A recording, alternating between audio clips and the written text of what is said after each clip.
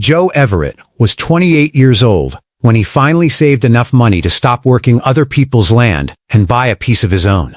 For 10 years, he'd been a ranch hand, moving from property to property across Wyoming and Montana, learning everything there was to know about horses, cattle, and the hard business of making a living from the land.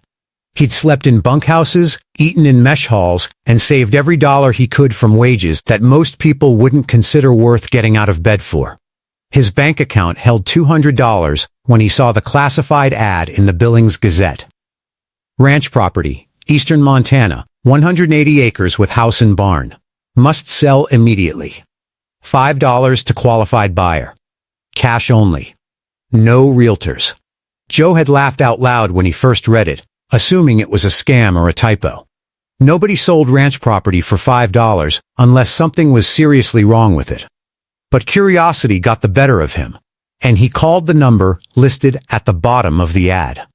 The woman who answered sounded young and stressed, her words tumbling out so fast Joe had to ask her to slow down and repeat herself.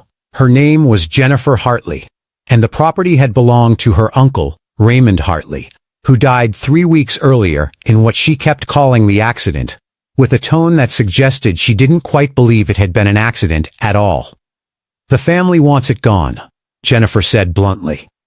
"Uncle Ray didn't have any kids, and none of us want anything to do with that place. The lawyer says we have to sell it rather than just abandon it because of property tax issues. So, we're selling it for $5 to the first person who'll take it off our hands. All we ask is that you're actually going to use it as a ranch and not just flip it to developers." "What's wrong with it?" Joe asked. Because there had to be something. Jennifer's silence stretched long enough that Joe thought the call had dropped. Then, she said quietly, "Uncle Ray was paranoid in his last few years. He kept saying people were watching him, that someone was trying to run him off his land. The sheriff said he was just getting old and confused, but then he died falling down his own porch steps. And the whole family thinks there's more to the story. We just want to be done with it. If you're willing to sign papers saying you understand the property is sold ACES with no warranties or guarantees, it's yours for $5.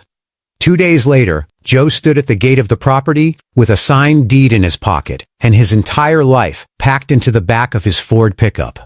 The ranch sat in a remote valley 15 mi from the nearest paved road, surrounded by BLM land where wild Mustang herds still roamed free.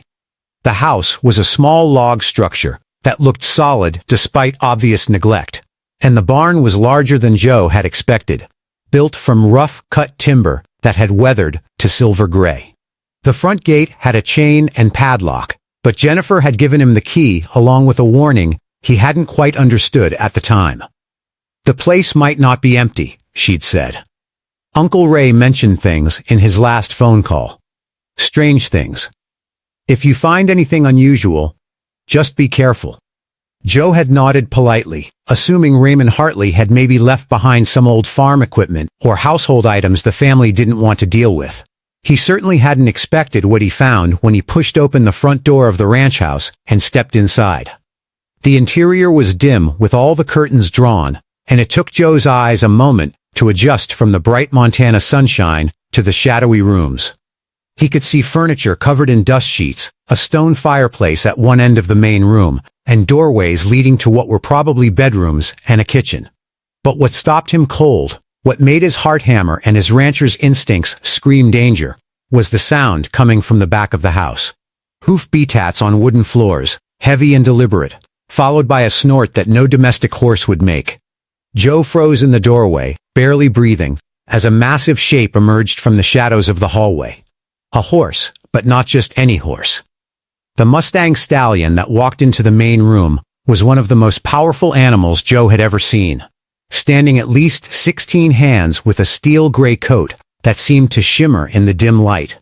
His mane was long and wild, tangled with burrs and desert grass, and his eyes held the kind of intelligence that came from surviving in the wild without human help. The stallion stopped 10 feet from Joe and simply stared at him. Not aggressive, but clearly evaluating whether this new human represented a threat. Joe could see scars on the horse's legs and shoulders, marks from fights with other stallions, or perhaps predators. This was no gentle riding horse. This was a wild animal who'd somehow decided that Raymond Hartley's abandoned ranch house was worth claiming and defending. Before we continue with Joe's incredible discovery, let us know in the comments where you're watching from. And if you love stories about wild horses and the mysteries they protect, hit that subscribe button, because tomorrow we have something truly special planned for you. Joe had been around horses his entire life, but he'd never been this close to a wild Mustang. Especially not inside a house where the animal had every advantage and multiple escape routes. The smart thing would be to back slowly out the door and figure out how to safely remove the horse from the property. But something about the way the stallion was watching him made Joe pause. This wasn't random behavior. Wild horses didn't just wander into houses and decide to stay. They were creatures of open spaces who avoided human structures unless something was seriously wrong, or unless they had a reason to be there. "Easy, boy," Joe said softly, keeping his voice low and calm. "I'm not here to hurt you, just trying to figure out what's going on." The Mustang's ears flicked forward at the sound of Joe's voice, and after a long moment of consideration, the horse turned and walked back down the hallway toward the rear of the house. But he paused at the doorway and looked back, as if expecting Joe to follow. Joe had heard stories from old-timers about horses that seemed to communicate with humans in ways that went beyond normal animal behavior. He'd always been skeptical of those tales, figuring they were exaggerations or the result of too much time alone on the range. But standing in Raymond Hartley's dusty living room, watching a wild Mustang wait for him to follow, Joe was starting to reconsider what was possible. He moved slowly into the house, giving the stallion plenty of space, and followed the horse down the hallway to what had probably been Raymond's bedroom. The door stood open, and when Joe looked inside, he understood why the Mustang had stayed. The room had been completely transformed into something that looked more like a command center than a bedroom. The walls were covered with photographs, maps, and what appeared to be surveillance images taken with a telephoto lens. A desk held stacks of notebooks, file folders, and a computer that was still plugged in, but dark. But it was the corkboard, covering one entire wall, that made Joe's blood run cold. Photographs of horses, dozens of them, all wild Mustangs from the look of their surroundings. But these weren't nature photography or scenic shots. These were documentation photos, the kind you'd take as evidence. Each photo was labeled with a date, location, and identifying details about the horse. And across many of the photos, someone had written a single word in red marker missing. Joe moved closer to examine the board, and the gray Mustang watched him with what seemed like approval. The dates on the photos went back 3 years, and the pattern was clear. Wild Mustangs were disappearing from BLM land throughout eastern Montana. Not just one or two, but dozens. Raymond Hartley had been documenting the disappearances, tracking which horses vanished and when. But it was the second corkboard that revealed what Raymond had really discovered. This one showed photographs of trucks, trailers, and men loading horses in the dark. The images were grainy, clearly taken from a distance at night, but they showed organized operations that looked more like military raids than anything legitimate. Joe picked up one of Raymond's notebooks and started reading. The entries were detailed and methodical, the observations of someone who'd spent years investigating something that most people never noticed. March 14th, spotted trucks near the northern boundary again. Same pattern as before. They wait until after midnight, then use trained horses to herd wild Mustangs into portable corral. The whole operation takes less than 2 hours, and by dawn, they're gone with 15 to 20 captured horses. I managed to get photos of the license plates this time, running them through my contact at the DMV. Joe flipped forward through the notebook, his hands starting to shake as he read entry after entry, documenting what could only be described as a systematic theft operation. April 3rd, DMV results came back. The trucks are registered to legitimate livestock hauling companies, But when I called to inquire about their services, they had no record of operations in this area. Someone is using stolen or fake plates, which means this is organized crime, not just a few opportunistic rustlers. May 22nd followed one of the trucks, as far as I dared. They headed south toward Wyoming, and my gut says they're taking these horses across state lines, probably to sell them to kill buyers who'll ship them to slaughter in Canada or Mexico. Wild Mustangs are protected by federal law, but once they're stolen and mixed in with domestic horses, there's no way to prove where they came from. Joe sat down hard in Raymond's desk chair, his mind racing. Wild Mustang theft was a serious federal crime, the kind that involved prison time and massive fines. But if the operation was as large as Raymond's documentation suggested, it would take serious resources and connections to pull off. He looked at the gray stallion standing in the doorway. And suddenly, the horse's presence made perfect sense. This Mustang wasn't randomly squatting in an empty house. He was one of the horses that Raymond had been trying to protect. And when Raymond died, the stallion had stayed to guard the evidence that could bring down the people responsible for stealing his herd. You were his friend, weren't you? Joe said softly to the Mustang. Raymond was protecting you, and now you're protecting his work. The stallion snorted and tossed his head, then walked to the corner of the room, where Joe noticed something he'd missed before. A large trough had been set up, and though the water was stale, it was clear that Raymond had been allowing the horse to live inside the house, caring for him, and keeping him hidden from whoever was stealing the wild herds. Joe spent the rest of that day reading through 3 years of Raymond Hartley's investigation. The scope was staggering. Raymond had documented the theft of more than 300 wild Mustangs from federal land, tracked the trucks to various assembly points, and even identified some of the people involved in the operation. But it was a document he found in the bottom drawer of the desk that made everything clear. Raymond had written a letter to the FBI's Wildlife Crimes Division, detailing his findings and requesting an investigation. The letter was dated 2 weeks before his death, and clipped to it was a response that made Joe's stomach turn. The FBI had forwarded Raymond's letter to the local sheriff's office for preliminary investigation, asking them to verify the claims before committing federal resources. And the local sheriff, according to Raymond's handwritten notes, was one of the people involved in the theft operation. That's how they knew, Joe said to the Mustang, who was watching him with those intelligent dark eyes. Raymond sent evidence to the FBI. The FBI contacted the local sheriff, and the sheriff realized Raymond was about to expose them, so they killed him and made it look like an accident. The gray stallion moved closer, close enough that Joe could have reached out and touched him, though he knew better than to try with a wild horse. The animal seemed to understand that Joe was figuring out the truth, and there was something almost hopeful in the way he watched the young rancher. Joe made a decision in that moment that would change the course of his life. He could walk away from this property, tell Jennifer Hartley to find another buyer, and forget everything he'd seen. Or he could stay, finish what Raymond had started, and protect the wild horses who were being stolen and killed for profit. The choice was obvious, even if it was dangerous. Over the next week, Joe settled into the ranch while carefully avoiding any attention from neighbors or local authorities. He cleaned the house, repaired the barn, and established a routine that looked like normal ranch life.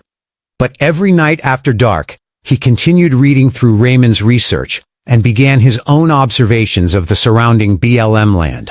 The gray Mustang, who Joe had started calling Smoke for his steel-cold coat, gradually accepted the young rancher's presence. The horse still slept in the house at night, apparently unwilling to stay in the barn where he'd be more exposed. But during the day, he'd venture out to graze in the fields around the house, while keeping Joe in sight. It was clear that Smoke had learned to trust Raymond, and was now deciding whether Joe could be trusted the same way. Joe made no attempts to catch or handle the stallion. Understanding that the horse's wildness was essential to what made him special, instead, he simply shared space with Smoke, talking to him while doing chores, and making sure fresh water and hay were always available. 2 weeks after Joe moved onto the property, Smoke started showing him things Raymond had apparently taught him.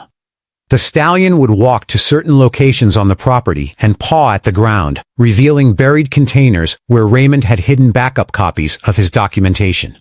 He'd lead Joe to observation points that offered views of the valley below, where wild Mustang herds could be spotted grazing in the distance. Most importantly, Smoke led Joe to a hidden trail that wound through the mountains to a box canyon where a small herd of Mustangs was living. As Joe watched from concealment, he realized what Raymond had been doing. The old rancher had been rescuing horses that were targeted by the thieves, bringing them to this hidden canyon where they'd be safe from the organized theft operation. There were 12 Mustangs in the canyon, including 3 FO that couldn't have been more than a few months old. They were healthy and thriving with access to water from a natural spring and plenty of grass in the protected valley. Raymond had essentially created a secret sanctuary for stolen horses, and Smoke had been helping him manage the herd. Joe was standing at the edge of the canyon, watching the horses graze, when he heard the sound of vehicles approaching from the main road. Multiple trucks moving fast and heading directly toward his property. He ran back to the house with Smoke galloping alongside him, and arrived just in time to see 3 pickup trucks pulling into his yard. The men who climbed out weren't wearing uniforms, but they had the bearing of people used to authority and violence. The man who appeared to be in charge was tall and heavy-set, with a sheriff's badge on his belt, and a smile that didn't reach his cold eyes. "You must be Joe Everett," the sheriff said. "Name's Lawrence Burke. Welcome to the county. Thought we'd stop by and make sure you're settling in." "Okay." Joe kept his expression neutral, aware that Smoke had disappeared around the back of the house the moment the trucks arrived. "Appreciate the visit, Sheriff. Just trying to get the place cleaned up and operational." "Property belonged to Raymond Hartley," Burke said, walking closer with his men flanking him. "Tragic about his accident. He was a good man, but he got confused in his old age. Started seeing things that weren't there. Making wild accusations about his neighbors." "I wouldn't know," Joe said carefully. "I never met him. The thing about Raymond," Burke continued, his tone turning harder, "is that he didn't understand how things work around here. This is ranching country, and we take care of our own. Sometimes that means making hard decisions about wildlife management and property use. Outsiders who try to interfere in local business tend to find themselves facing problems they didn't anticipate." The threat was barely disguised, and Joe felt his anger rising. These men had killed Raymond Hartley, and were now trying to intimidate him into either joining their operation or leaving the property. "I'm just a rancher looking to work my land," Joe said evenly. "I'm not interested in anybody's business but my own." "That's good to hear," Burke said, "because some folks might be concerned that Raymond left behind materials that could cause misunderstandings. If you happen to find anything like that, research notes or photographs or recordings, the smart thing would be to burn them and forget you ever saw them. Otherwise, you might end up having your own accident, just like Raymond did." Before Joe could respond, Smoke made his presence known.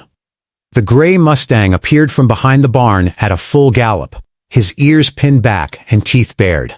He thundered straight toward the group of men, and they scattered like leaves in a storm, diving back into their trucks as 1,200 lb of enraged wild horse charged past them.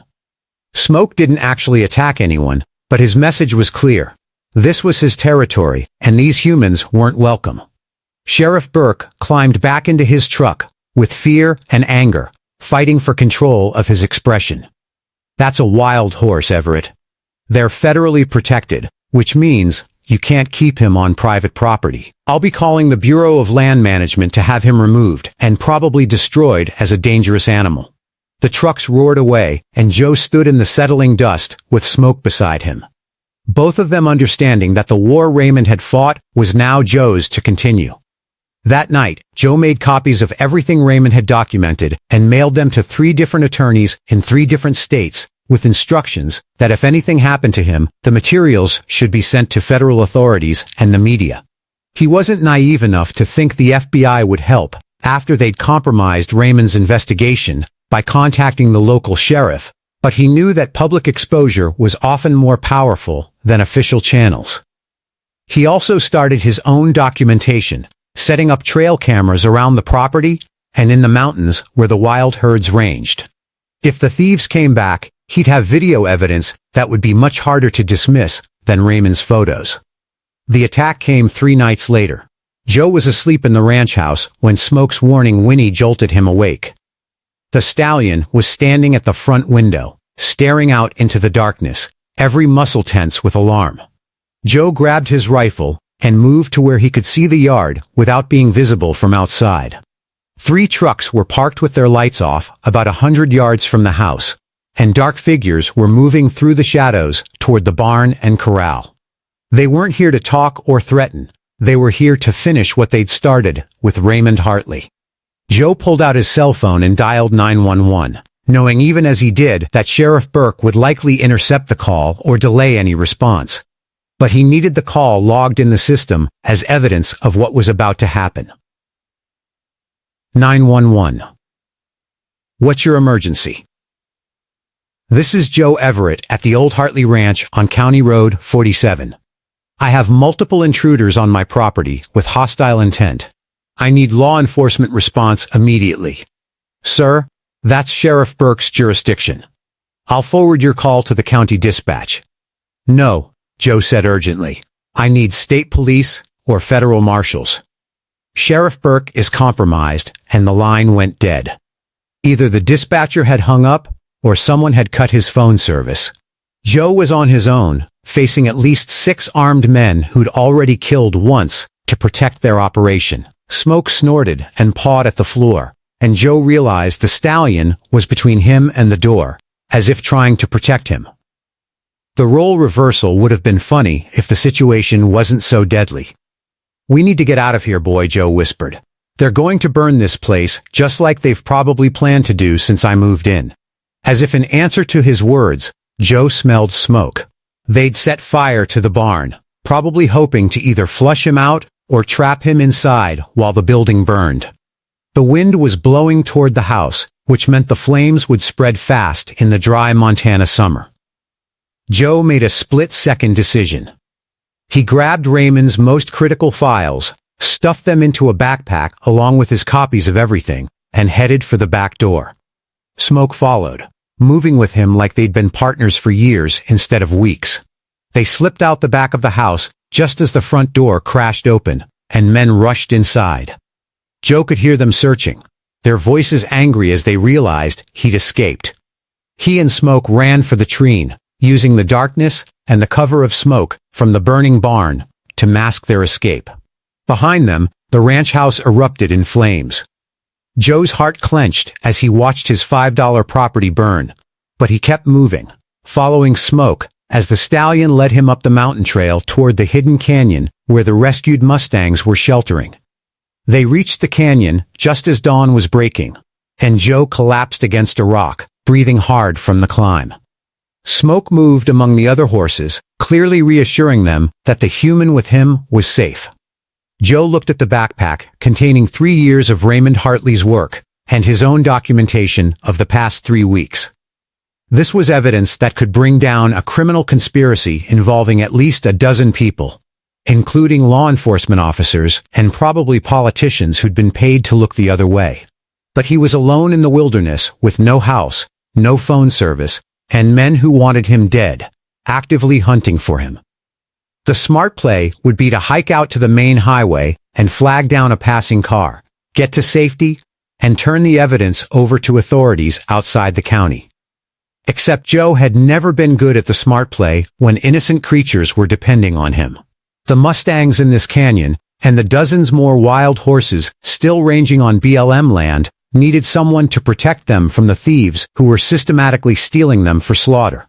Raymond Hartley had given his life trying to save these horses. Joe had bought this property for $5, and he was starting to understand that the real price was much higher than money. It was courage, commitment, and the willingness to stand up for creatures who couldn't protect themselves. Smoke walked over to where Joe sat and lowered his head, breathing softly against Joe's shoulder. The wild stallion, who'd been protecting Raymond's evidence for weeks, was now protecting Joe. and together they were going to finish what the old rancher had started. Over the next 2 weeks, Joe lived in the wilderness with the Mustang herd, using skills he'd learned during a decade of ranch work to survive without supplies or modern conveniences. He documented everything with a camera he'd grabbed during his escape, photographing the horses, the canyon, and his own condition as evidence that he'd been forced off his property. But more importantly, he'd positioned trail cameras at key points throughout the mountains, and he was capturing video of the theft operation in action. The organized criminals who'd been stealing Mustangs for years had no idea they were being watched, and their confidence made them careless. Joe recorded trucks arriving in the middle of the night, horses being herded into portable corral, and men working with professional efficiency to load wild Mustangs onto trailers.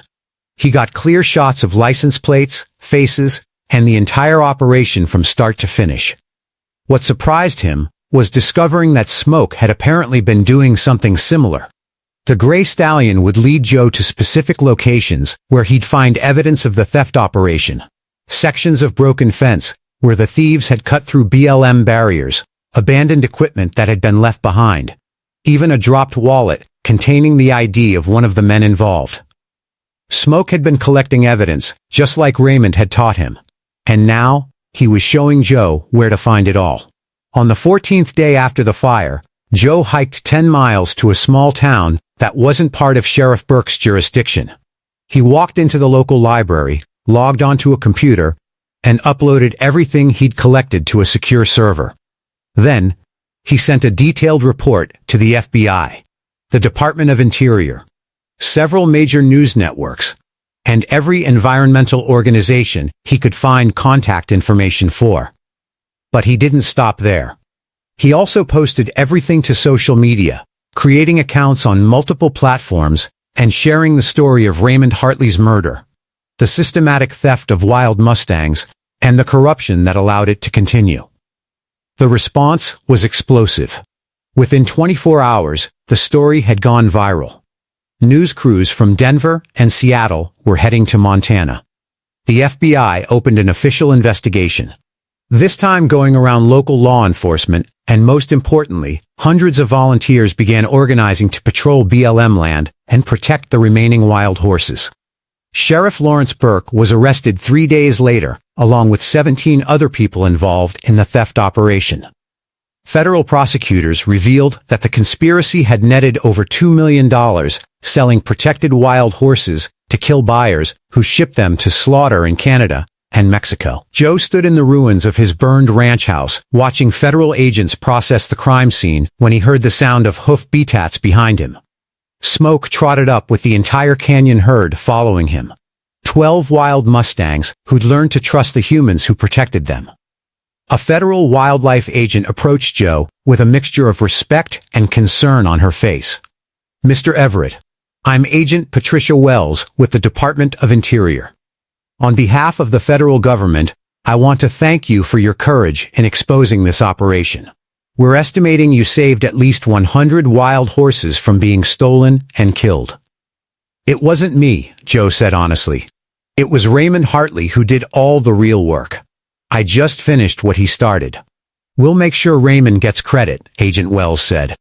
"But we need to talk about your situation. Your property was destroyed during what we now know was an attempted murder. The government is prepared to compensate you for your losses and help you relocate if you'd like to start over somewhere safer." Joe looked at Smoke, who was watching him with those intelligent dark eyes, and at the other horses grazing peacefully on land that had nearly cost Joe his life to protect. "What happens to them?" Joe asked. "The horses in the canyon and Smoke here. He's been living half wild for months, protecting evidence and surviving on his own. He can't just be thrown back onto open BLM land where he might be targeted again." Agent Wells smiled. "Actually, we have a proposal for you. The federal government wants to establish a permanent wild horse sanctuary on this property and the surrounding BLM land. We need someone to manage it. Someone who understands horses and is committed to protecting them. The position comes with a rebuilt house, a salary, and federal authority to protect these herds. Interested?" Joe felt something loosen in his chest. A tension he'd been carrying since the day he first walked into Raymond Hartley's house and found a wild stallion guarding secrets that powerful people wanted buried. "I'm interested," he said, "but I have conditions.